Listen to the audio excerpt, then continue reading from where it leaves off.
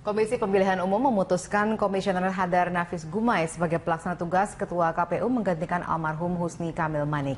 Hadar Nafis Gumai dipilih oleh para komisioner lewat rapat pleno hari ini.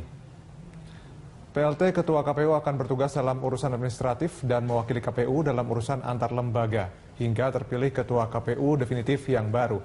Sementara Ketua definitif akan dipilih dalam rapat pleno internal Komisioner KPU pekan depan. Pihak Komisioner KPU akan bersurat kepada Presiden untuk memutuskan nama yang layak masuk dalam jajaran Komisioner KPU untuk mengisi kekosongan menggantikan posisi Husni Kamil Manik hingga habis masa tugas pada April 2017 mendatang. Hal ini harus dilakukan karena dalam undang-undang dijelaskan bahwa Komisioner KPU harus berjumlah 7 orang.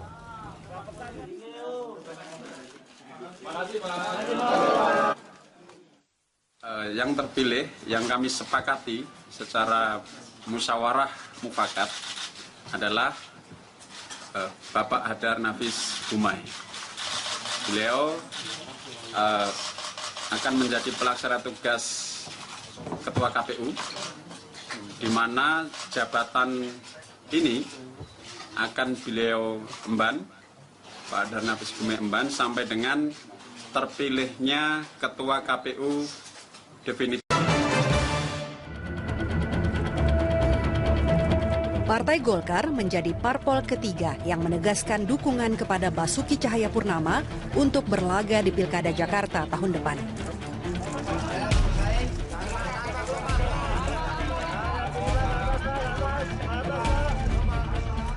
Golkar punya 9 kursi di DPRD Jakarta. Ditambah Nasdem dan Hanura, 3 parpol ini menghimpun 24 kursi DPRD Jakarta. Syarat yang lebih dari cukup bagi Ahok untuk maju lewat jalur partai politik. Sekarang Ahok punya kelonggaran untuk memilih jalur mana. Sebab teman Ahok telah menghimpun 1 juta lembar KTP berisi dukungan untuk Ahok Herubudi maju lewat jalur independen. Jika memilih lewat jalur independen, Ahok harus melewati verifikasi faktual oleh KPU DKI Jakarta. Jalan yang lebih sulit ketimbang maju lewat jalan parpol. Ulangi. Jalan yang lebih sulit ketimbang maju lewat jalur parpol. Ahok tetap nomor 1 di survei. Dalam survei Populi Center yang digelar 10-15 Juni 2016, elektabilitas Ahok mencapai 51,2%, jauh meninggalkan Yusril Iza Mahendra, Sandiaga Uno, Ridwan Kamil atau Tri Risma hari ini. Sejak Januari lalu, Ahok selalu memuncaki survei, mulai dari CSIS, Carta Politika hingga Populi Center. Dengan elektabilitas dan popularitas yang tinggi, Ahok selalu menjadi daya tarik bagi parpol.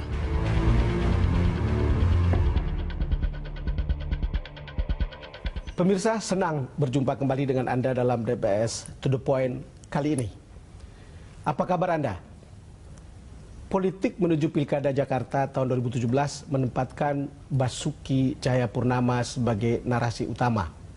Hingga sekarang, Ahok masih nomor 1 di sejumlah survei, baik elektabilitas maupun popularitasnya di depan masyarakat Jakarta.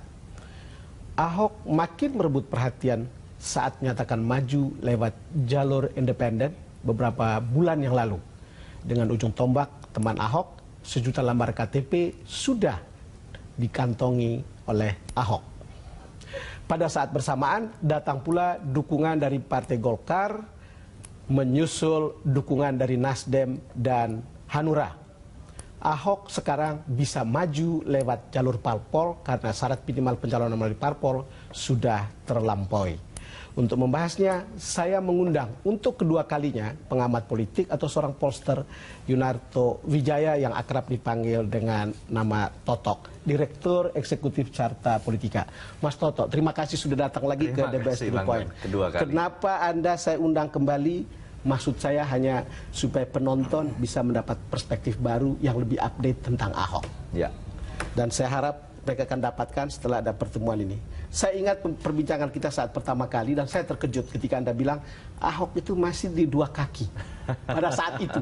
Dan sampai sekarang sebetulnya justru lebih mantap ada di 2 kaki, bukan? Iya.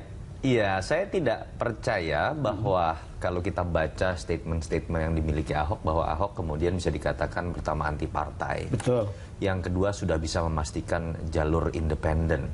Karena menurut saya kalau kita coba baca di bagaimana sejarah Ahok berpolitik, dia orang yang sangat dekat dengan partai, dia orang yang sangat ramah dengan partai. Walaupun lompat-lompat partai.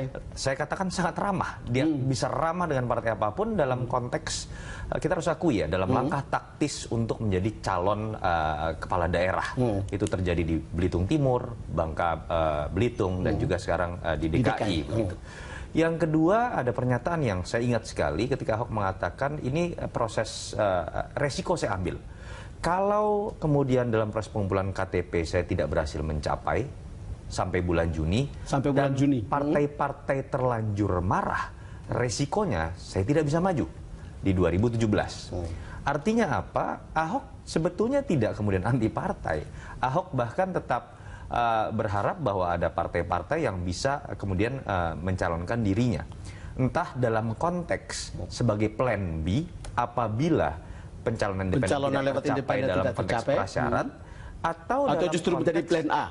Menjadi plan A, bahwa posisinya sama-sama menjadi plan A antara independen dengan partai, tinggal Ahok memilih yang mana yang terbaik. Dan detik ini, kenapa kemudian seakan-akan mantap, lebih mantap di dua kakinya? Karena dua-duanya prasyaratnya sudah terpenuhi. Independen sudah 1 juta, parpol sudah mencapai angka 24 kursi yang sudah memenuhi ambang prasyarat. Mas Toto, coba kita lihat dulu bagaimana statement Ahok ini soal hubungan dengan partai tadi ketika dia ikut haul di tempat Ibu Megawati di Teguman. Pak, selain makan ngapain, Pak? Enggak, cuma ini doang. Oh, gimana? Ayo kasih jalan yuk. Jokowi. Oh, gitu. Terus, Pak? Pak, bentar. Pak. Jokowi ini orangnya Bu Mega. Ini temannya Jokowi, orangnya Bu Mega. Saya teringat pada statement Anda bahwa bagaimana lihainya Ahok memelihara hubungan dengan partai. Yang barusan Anda ngomong. Iya, Ahok biar bagaimanapun tetap harus dilihat sebagai seorang politisi. Yang membedakan adalah apa yang dia sudah lakukan sekarang dengan tetap membuka peluang buat jalur independen, padahal elektabilitas sangat kuat. Padahal sudah ada sedan mewah yang katakanlah berupa partai yang siap meminang beliau. Tetapi yang ini ditunjukkan kan adalah saya tidak anti partai, tetapi dalam konteks hubungan saya dengan partai, saya sediakan standar yang tinggi. Tanpa mahar, tanpa transaksi jabatan kepala dinas, dan tanpa embel-embel macam-macam yang dianggap sebagai bentuk politik transaksional. Detik ini kita lihat itu sudah tercapai pada titik tertentu. Sehingga kemudian yang tinggal kita lihat adalah Ahok akan memilih. Ya, itu dia. Itu saja. Tetapi ketika dia memilih partai pun, dia sudah tunjukkan, saya tidak mengemis, saya tidak transaksi, dan apapun yang saya pilih tetap dilihat dari kondisi seperti ini. Kalau kita bicara bargaining politik, tawar-menawar politik, Ahok berada dalam posisi yang sangat seksi, baik maju lewat jalur independen maupun melalui partai, bukan? Kalau lihat itu, kalau kemudian Anda sampai pada satu kesimpulan akhir ketika lihat manuver, berdasarkan manuver yang kemarin-kemarin sampai sekarang, Ahok akan memilih apa? Saya lebih melihat kecenderungan untuk masuk dengan partai. Karena kalau kita sebelum Anda teruskan, saya ingin menekan kecenderungan untuk memilih melalui partai. Betul. Lanjut. Ya, saya pikir jelas kalau kita coba baca bagaimana rentetan Ahok kemudian sampai pada persimpangan yang membingungkan sebagian orang-orang yang sudah menyerahkan KTP, membingungkan orang-orang yang sudah menyatakan diri menjadi pendukung Ahok, termasuk para pengamat. Teman Ahok bagaimana? Ikut bingung atau? Kalau menurut saya malah indikasi bahwa Ahok sangat mungkin sekarang berbalik ke partai ketika teman-teman Ahok sudah sebetulnya mengeluarkan beberapa pernyataan implisit. Pertama, apapun yang kita pilih, apapun yang Pak Ahok pilih, kita akan backup. Apapun yang Pak Ahok pilih akan di backup. Betul, itu poin pertama. Poin kedua, kami ingin mengingatkan, dari teman-teman Ahok kemudian mengatakan, kami ingin mengingatkan bahwa tujuan awal kami mendirikan teman Ahok dan menyediakan jalur independen, mengantar Ahok, mengamankan Ahok yang saat itu bertarung dengan DPRD dan hampir tidak ada partai yang bersahabat. Daripada orang yang baik dan berintegritas ini kemudian tidak bisa maju, kami sediakan kendaraan lain begitu.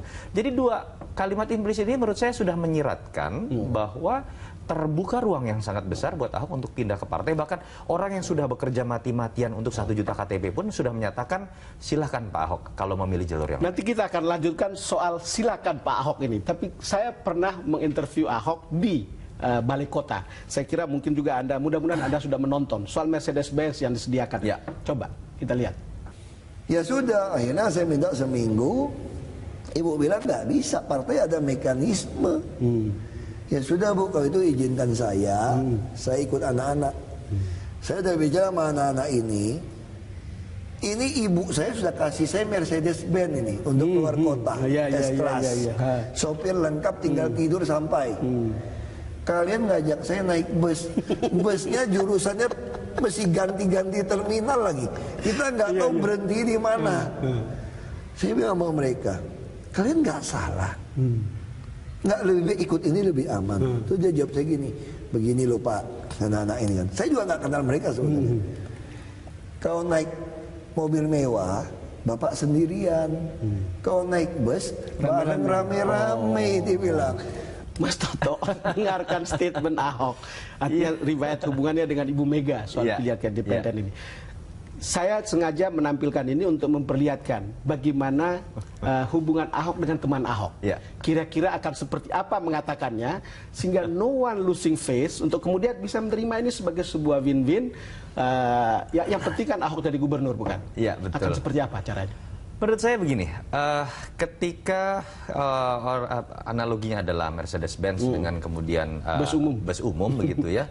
Kalau Ahok akhirnya menggunakan Mercedes-Benz, pertanyaannya apakah kemudian bus ini akan ditinggalkan terlantar begitu saja? Kan belum tentu tidak. Jangan-jangan dia akan iring-iringan menjadi bagian dari rombongan besar yang di depannya memang menggunakan Mercedes-Benz. Sebelum Anda lanjutkan, saya teringat pada cara Jokowi memperlakukan relawan.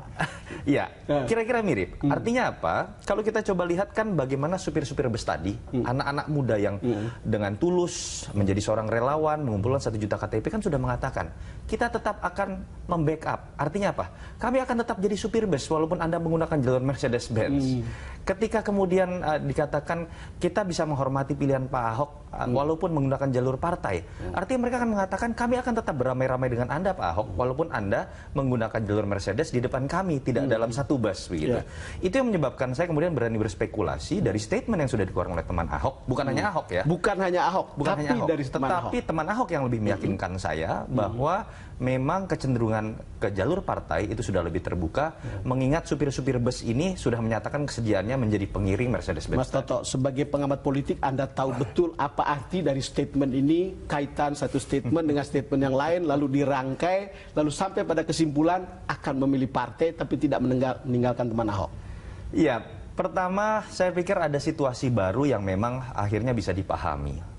Mungkin oleh teman Ahok, mungkin juga oleh pendukung 1 juta KTP dan pendukung-pendukung Ahok yang lain. Kita harus akui ada aturan baru secara taktis yang membuat verifikasi faktual tidak mudah. Dengan aturan 3 hari itu bisa digugurkan apabila kemudian verifikator mendatangi rumah dan tidak ada orangnya. Itu aturan yang menurut saya tidak masuk akal. Yang kemudian secara teknis bukan tidak mungkin menggagalkan 1 juta KTP yang katakan ini betul-betul ada. Pertanyaannya, kapan timing akan menjadi penentu keputusan dari Ahok ini? Kira-kira kapan itu akan dilakukan? Sebetulnya pertanyaannya yang menarik begini, dengan partai mana Ahok kemudian akan berlabuh? Dengan partai mana kita akan lanjutkan di segmen berikutnya. Kira-kira kapan? Kalau pilihannya dengan partai yang sudah ada sekarang, saya pikir ada Nasdem, ada Golkar, ada Hanura. Bisa dilakukan kapanpun. Karena 3 partai ini sudah menahbiskan dirinya mendukung apapun keputusan Ahok kapanpun itu diputuskan. Tetapi ketika yang dipilih adalah satu partai masih lagi, menunggu PDIP sebetulnya, gitulah mau kita katakan kira-kira. Itu yang menurut saya akan memiliki prasyarat tersendiri. Partai terbesar di DKI ini belum tentu bisa menunggu lama. Mereka butuh konsolidasi juga, dan ada nama-nama lain yang mungkin juga akan ikut memiliki ambisi untuk bisa didorong oleh PDIP. Yang kedua, diperlukan juga kepastian karena akan ada perubahan nama wakil di situ. Ketika kita tahu hampir tidak mungkin PDIP akan memilih Heru, tetapi akan menyorongkan tentu saja nama kadernya dan paling mungkin adalah Jarod. Mas Toto, sangat menarik apa yang Anda katakan. Kita akan lanjutkan setelah jeda berikut. Pemirsa, kami akan segera kembali. Dan mungkin ini juga jadi bahan pemikiran Ahok dengan PDIP.